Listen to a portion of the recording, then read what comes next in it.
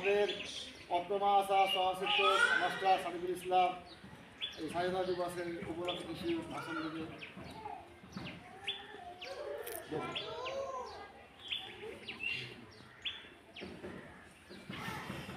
আসসালামু আলাইকুম ওয়া রাহমাতুল্লাহি ওয়া বারাকাতুহু।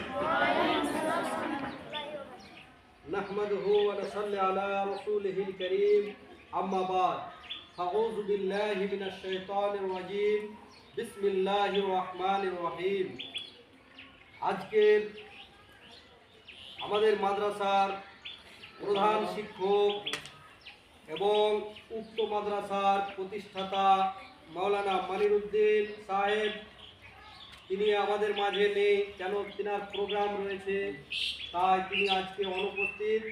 এবং বিভিন্ন দূর দূরান্ত থেকে আগত জ্ঞান পিপাসু ছাত্ররা এবং বিভিন্ন দূর দূরান্ত থেকে আগত শিক্ষা পিপাসী ছাত্রবৃন্দ সকলকে জানায় আমার আন্তরিক সালাম।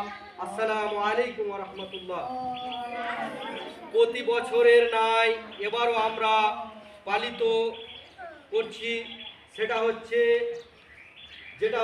26শে জানুয়ারি, যেটাকে ইংরেজি পরিভাষায় বলা হয় রিপাবলিক ডে। অর্থাৎ আমাদের এই ভারতবর্ষ দীর্ঘ 100 বছর যাবত আমরা পরাধীন ছিলাম ব্রিটিশ রুলের কাছে।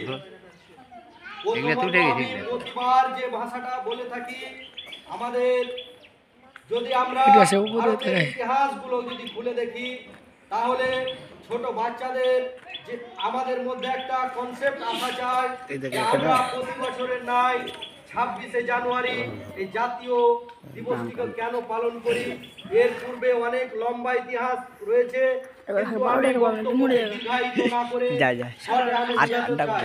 প্রাথমিক যেটা হচ্ছে যখন ব্রিটিশ রুল আমাদের ভারতবর্ষে যখন প্রথম আসে, তখন ইস্ট ইন্ডিয়া কোম্পানি যখন আমাদের ভারতবর্ষে আসে, তখন আমাদের যে রাজা ব্যবস্থা ছিলেন, তখন আমাদের ভারতবর্ষের সম্রাট ছিলেন জাহাঙ্গীর।